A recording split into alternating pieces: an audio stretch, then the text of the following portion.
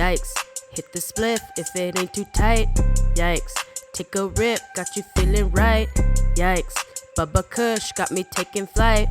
We be like, trippy night. Hello everyone, welcome back to my channel. My name is Tawana Marijuana, and today's episode we're joined by a special guest, Jesse from Toba Grown. For those of you who are new here today, please hit that subscribe button down below and ring the bell to stay up to date with all my weekly videos, because I do post every week, if not every other week.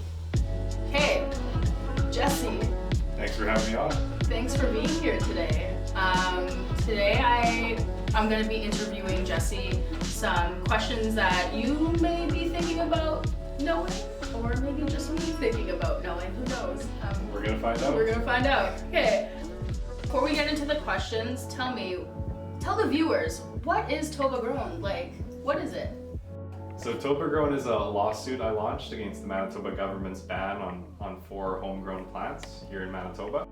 So I launched that lawsuit in August 2020. Since then, I've filed affidavits. We've received theirs, which have a lot of outdated and debunked arguments in them. And we're just moving into briefs now. So that's when you file pretty much your entire case. You lay out what you're going to be arguing and what evidence you're going to be pulling from. So it's a long, drawn-out process, but we're hoping to be in court by the end of 2021. So Jesse, tell the viewers, what are the hurdles in your case, and how do you get to the finish line? Okay, so the biggest hurdle that we could run into right now is having a cannabis-hating judge, in my opinion. So right now we have drowned the government lawyers with undeniable evidence from 7 different experts from around the country. Doesn't look like they're putting their own evidence in, so they're coming with just their affidavit, and it's, I wouldn't call them prepared, in my opinion.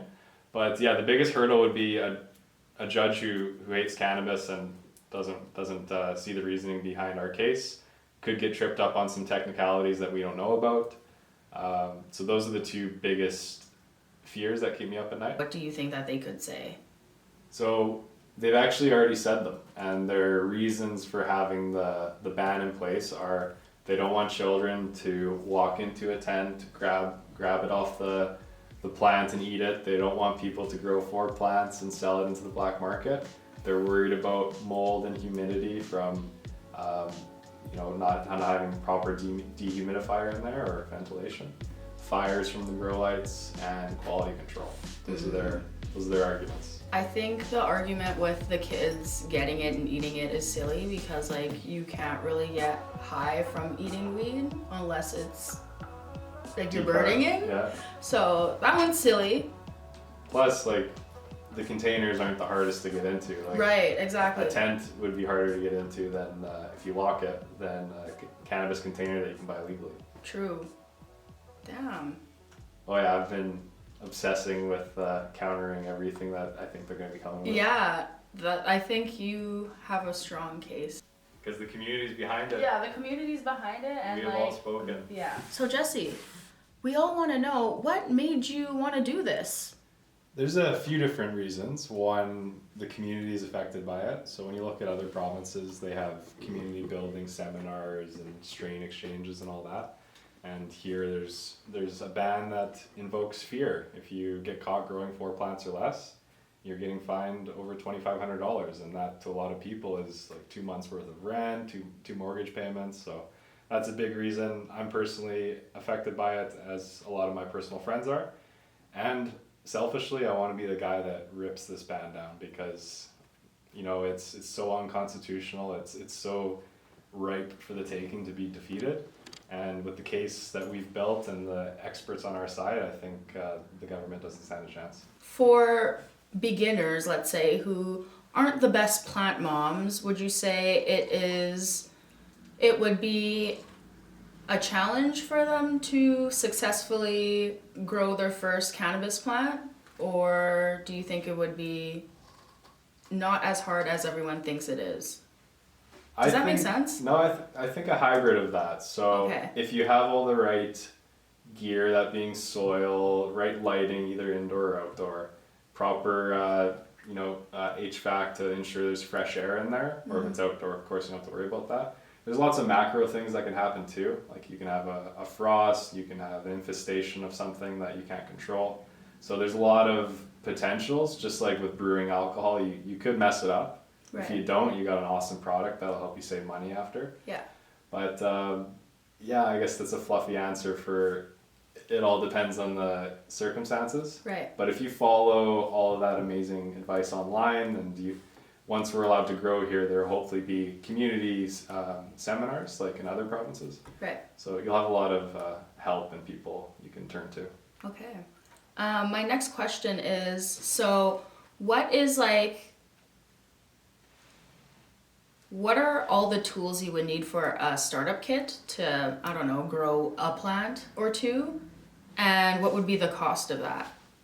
Ooh, okay. Some questions here that I'm not fully aware of. I'm sure there'll be some trolls here, especially on the cost part, because I haven't. You haven't done it yet. Yeah, I haven't done it or bought a bunch of. I know it can fluctuate. You can get really cheap tents and kind of cheap out on your lights and get the price down low. But from what I've heard, $1,000 to $1,500 to get a tent, good lights, HVAC is what I've heard. And of course that can fluctuate if you want better brands or better quality. But with that kind of stuff, how I look at it is if you're going to the dispensary and buying 2 grams every couple days or 3.5 grams every couple days versus growing your own, harvesting it, and then adding up all the times you don't have to go to the dispensary, you'll make that money back. Right. That you put on the kit. It is that initial I gotta put that money down. What you could do is grow outside your first harvest, save all that money that you haven't been going to the dispensary, and then buy a kit so you can grow indoor in the winter. But yeah. But we talked about Toba Grown. What are some other cannabis laws here in Manitoba you don't agree with? Well, overall, the big laws I don't like are the restriction on marketing.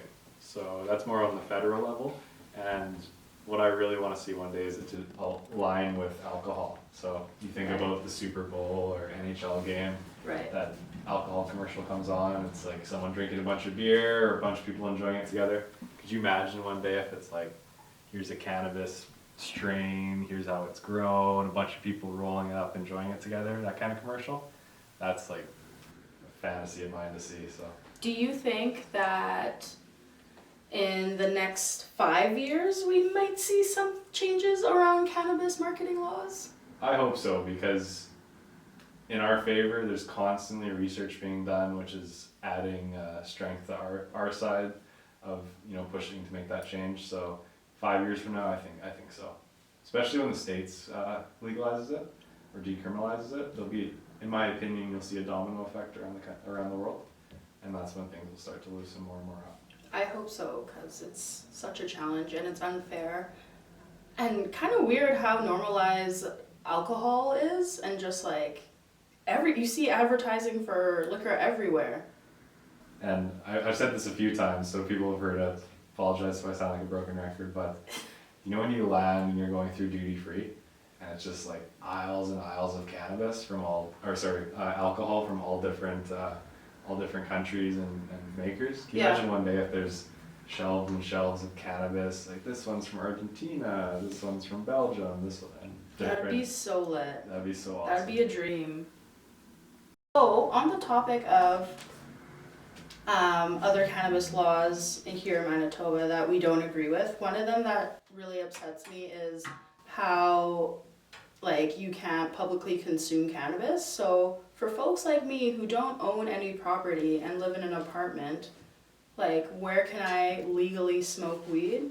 And I prefer smoking because you get the effects immediately. Mm-hmm. So knowing that, would you say that could be a potential another lawsuit you would file? It's an interesting question. So I'm not gonna lie, I've really fallen in love with this whole process, building a case, finding experts to back up your case, all the mental chess, I call it.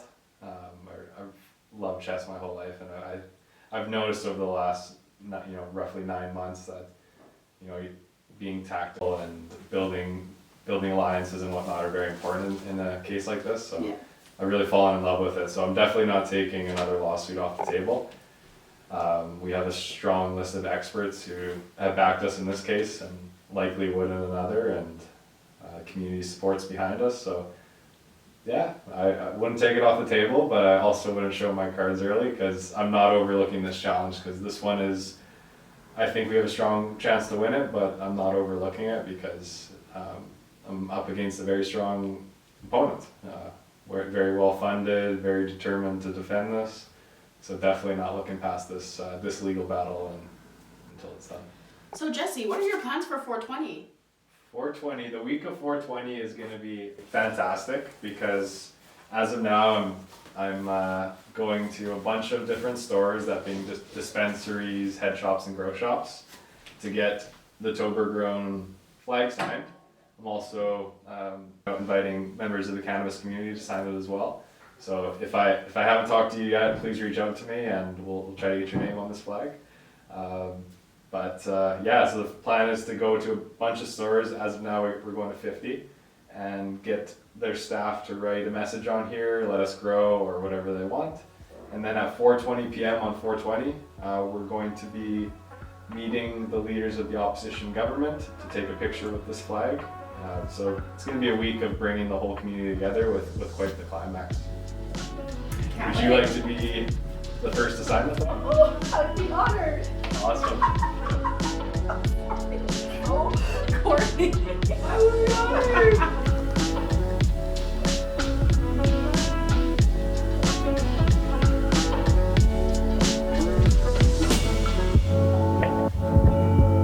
Well, let's get your camera guy to sign it too. This guy's been working hard.